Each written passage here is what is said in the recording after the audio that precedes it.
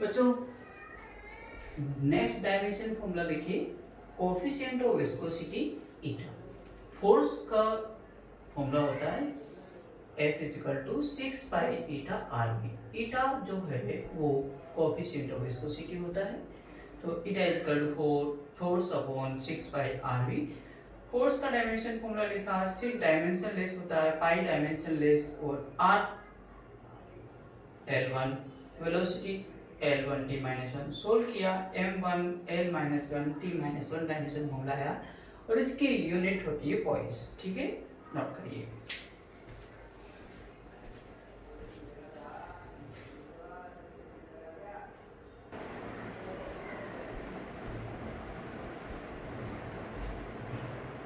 देखिए बच्चों, वेलोसिटी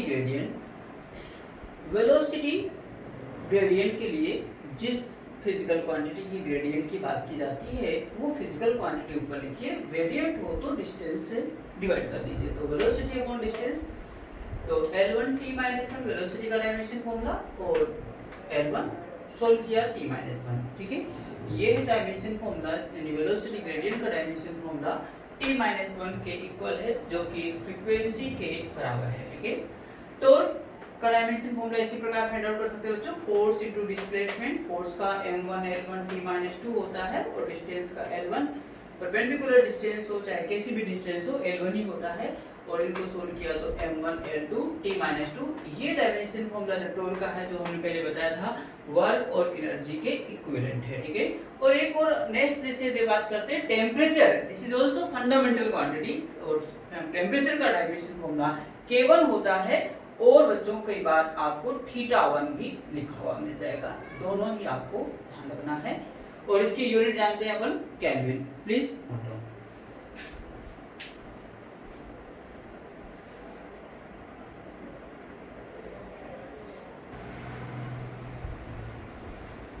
बच्चों नेक्स्ट देखिएगा, स्पेसिफिक हीट का फॉर्मूला हम जानते हैं ms डेल्टा टी यानी चेंज इन टेम्परेचर।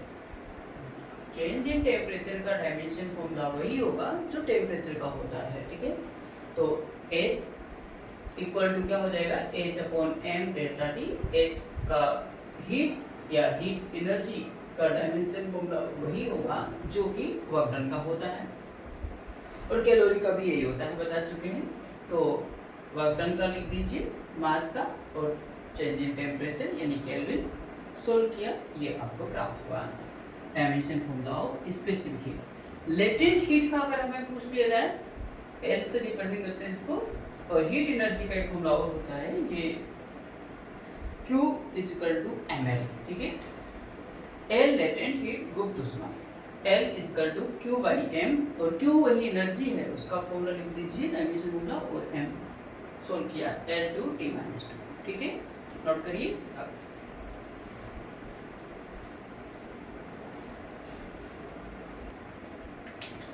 बच्चों find the dimension formula of given physical quantities, number 1 में पूछा गया अगर कूलम्ब्स कांस्टेंट का डायमेंशन फॉर्मूला फाइंड आउट करिए, तो हम इलेक्ट्रोस्टैटिक में जानते हैं electrostatic force F equal to K Q1 Q2 upon R square. ठीक है, तो जो K कूलम्ब्स कांस्टेंट होता है, और उसकी value K equal to F R square upon Q1 Q2।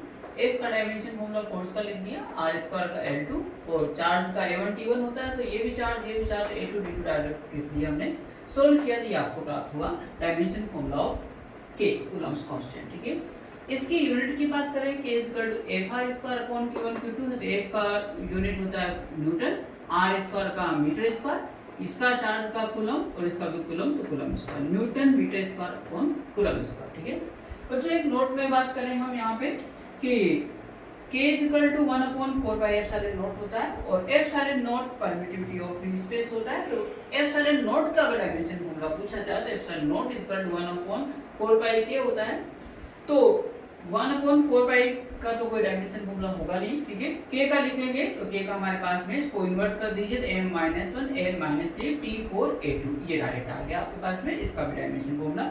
इसकी यूनिट जो K की यूनिट है उसकी जस्ट अपोजिट कर दीजिए, coulomb square upon newton metre square. ठीक है, please note down.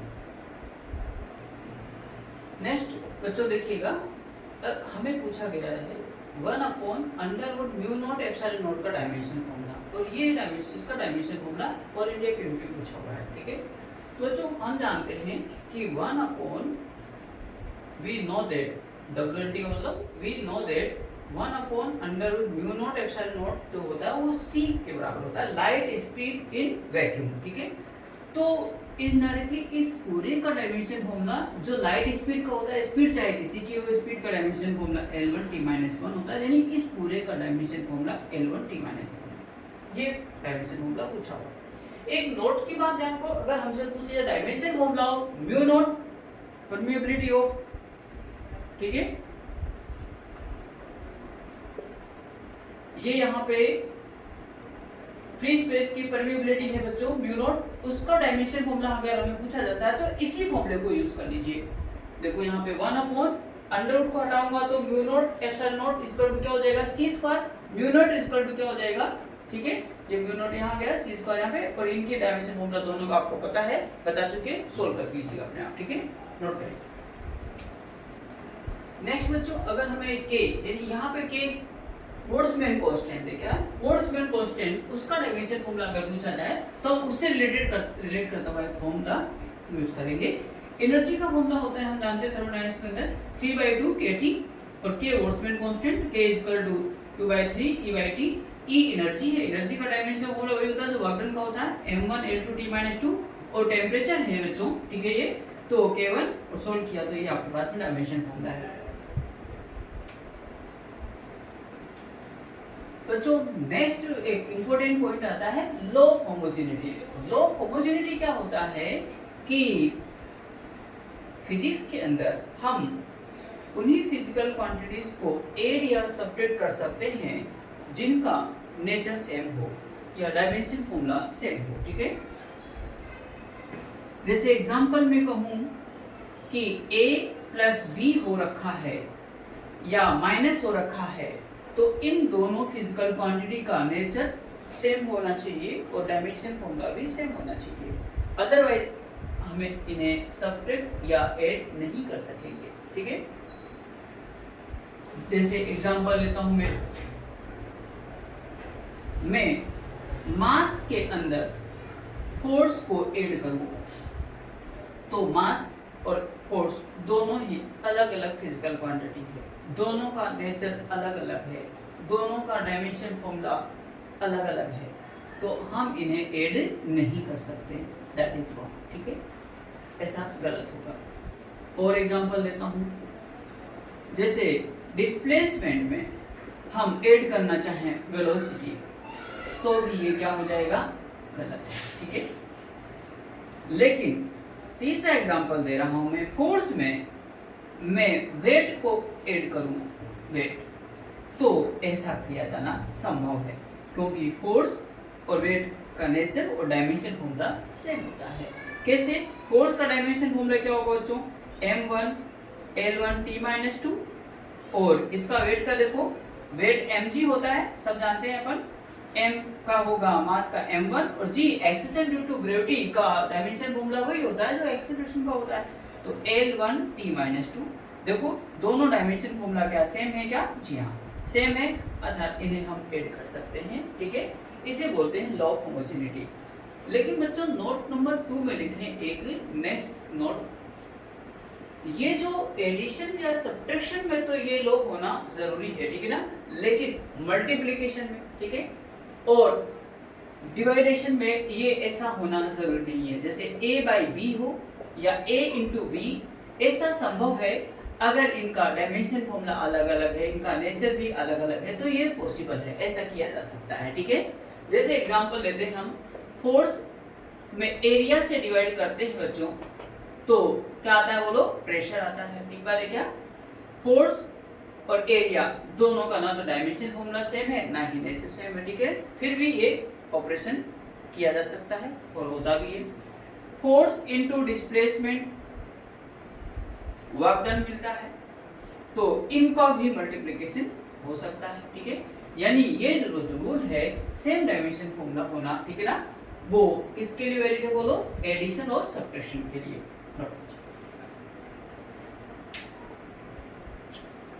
Next question देखिए बच्चों, एक displacement x equal to at square plus bt plus c है, जहां पर x डिस्प्लेसमेंट t टाइम है, तो हमें फाइंड आउट करना है dimension formula unit of a b and c।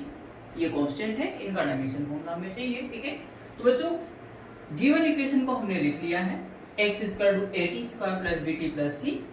तो यहाँ पर लॉ ऑफ होमोजेनिटी को यूज करेंगे कि at स्क्वायर bt में ऐड हो रखा है, तो at स्क्वायर का डायमेंशन फॉर्मूला bt के बराबर होना चाहिए।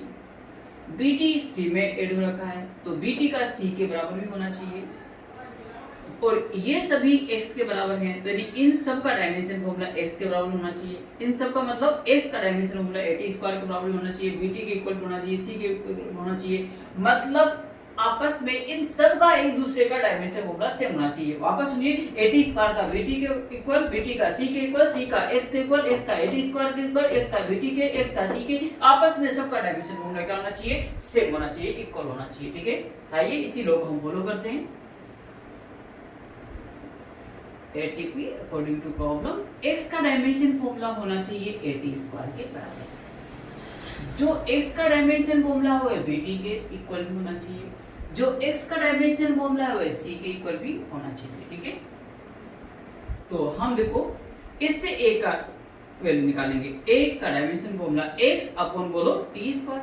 x का क्या लिखूंगा? L1 और t का t2 स्क्वायर है, तो L1 t minus 2। This is the dimension formula of a। Unit की बात करें बच्चों तो बहुत अच्छे से मालूम कर लीजिए, x की यूनिट क्या होगी? Metre per second square. Similarly b equal to क्या होगा? x upon t।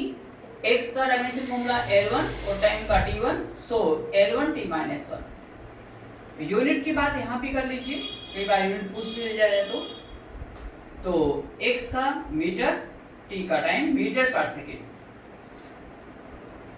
यहाँ पे c का डायमेंशन फॉर्मूला वही होगा जो x का, यानी L1, और यूनिट सो सिंपल मीटर।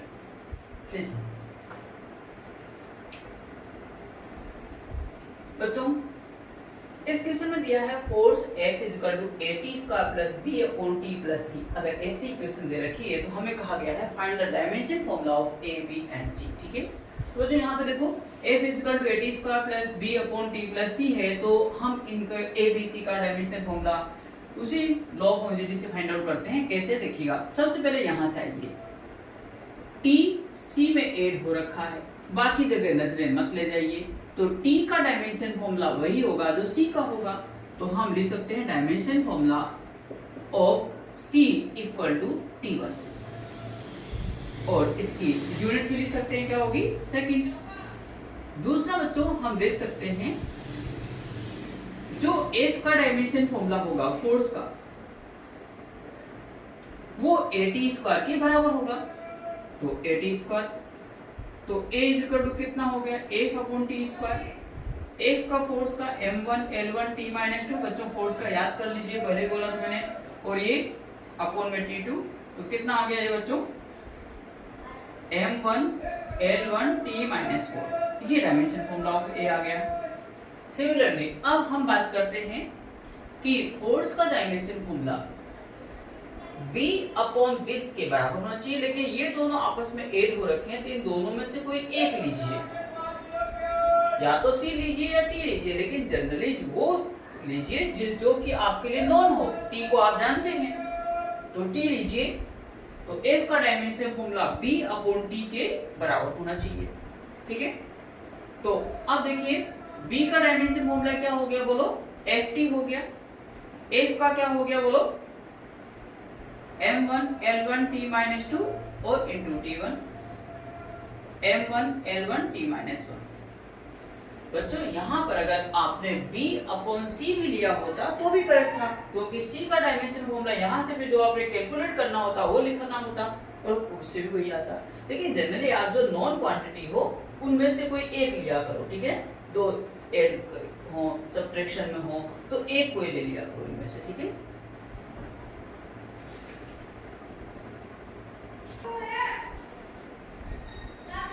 बच्चों यहाँ पे इस क्वेश्चन में कोई फिजिकल क्वांटिटी p नॉट और exp minus alpha t square ये पावर में होती है, ठीक है ना। तो अल्फा अगर कांस्टेंट है तो टी टाइम, तो फाइंड आउट करना है डायमेंशन फॉर्मूला ऑफ अल्फा। तो जो हमने बताया था कि पावर हमेशा क्या होती है, डायमेंशनलेस। तो यहाँ पे पावर अल्फा टी स्क्वायर की वैल्यू क्या होगी, dimensionless, m0 l0 t0। So alpha will भी क्या होगा, ये नीचे चला जाएगा, ऊपर आके क्या हो जाएगा t-2। तो बहुत ही सिंपल सा क्वेश्चन था, प्लीज नोट।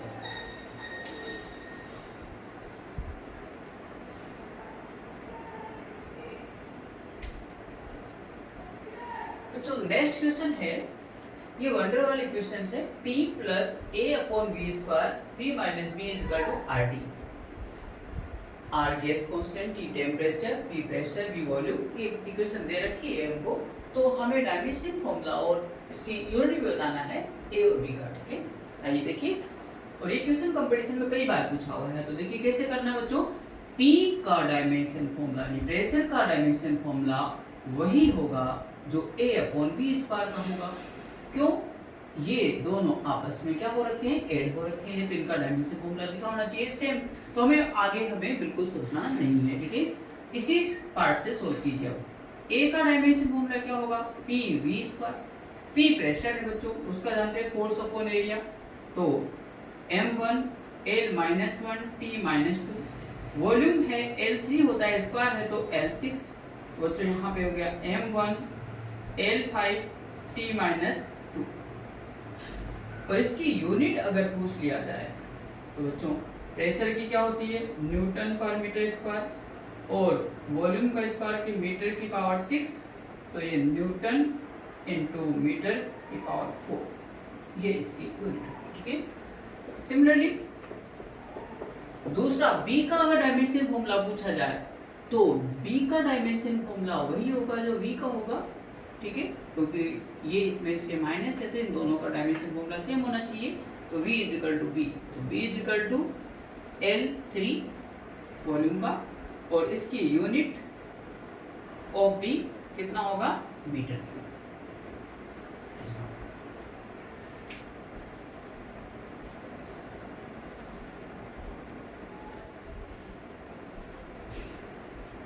देखिए बच्चों, force F is equal to A e to the power minus bt। अगर ऐसा इक्वेशन दे रखा है तो we have to find the dimension formula of A and B। कैसे करेंगे देखिएगा। पहले तो F का डायमेंशन फॉर्मूला वही होगा जो A का होगा, क्योंकि E की पावर समथिंग जो भी है वो डायमेंशनलेस होता है, ठीक है। तो A इज इक्वल टू क्या हो गया, M1 L1 T-2। और हमने आपको ये बताया कि पावर जो होती है वो हमेशा डायमेंशनलेस होती है। तो BT इज इक्वल टू क्या हो गया, M0 L0 T0। तो B इज इक्वल टू क्या हो गया, T-1।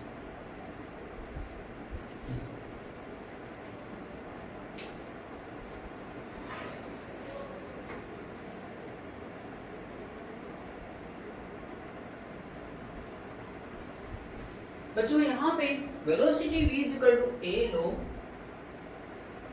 b by x to the base e given है। Find the dimension formula of A and B। तो बहुत अच्छे से हम जानते हैं v का डायमेंशन फॉर्मूला a के बराबर होगा y log x, डायमेंशनलेस, तो उसको यूज नहीं करना। तो a इज इक्वल टू क्या हो जाएगा, L1 T-। और हम जानते हैं log x का डायमेंशनलेस होता है, यानी हम b by x is equal to dimensionless M0 L0 T0 लिख सकते हैं। तो B is equal to x इधर गया तो L1, ठीक है ना, नोट कर लीजिए।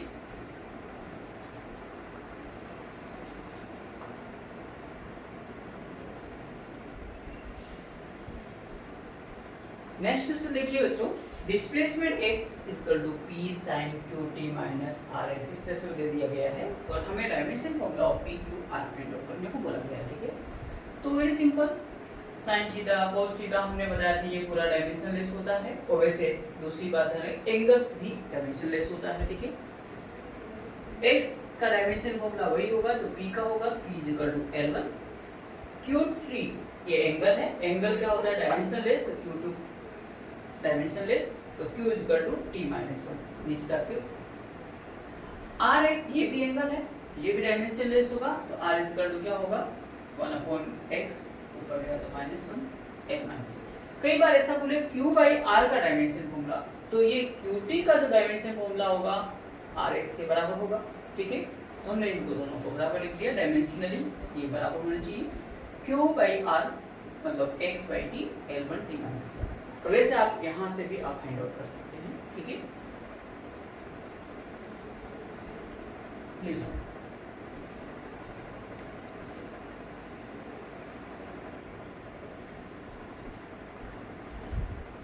नेक्स्ट क्वेश्चन में देखिए बच्चों, if pressure P is equal to alpha by beta e to the power minus alpha z upon k theta, where z distance है, k Boltzmann constant, theta temperature है। अगर ऐसा है तो अल्फा और बीटा का डायमेंशन फॉर्मूला हमें चाहिए, ठीक है। तो जो हम पहले जानते हैं पावर जो होती है वो डायमेंशनलेस, तो alpha z upon k theta that's will be dimensionless.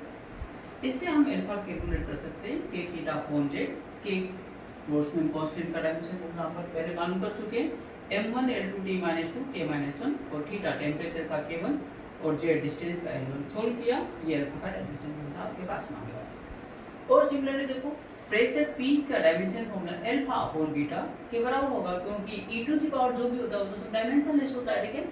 तो यहाँ पे P is equal to alpha upon beta और you should calculate the value of beta alpha upon P। Alpha का डायमेंशन फॉर्मूला यहाँ से पुट कर दिया बच्चों, P प्रेशर है, प्रेशर का हम जानते हैं, दोनों को सोल्व कर लिया, फॉर्मूला कितना आया L2। Please note down.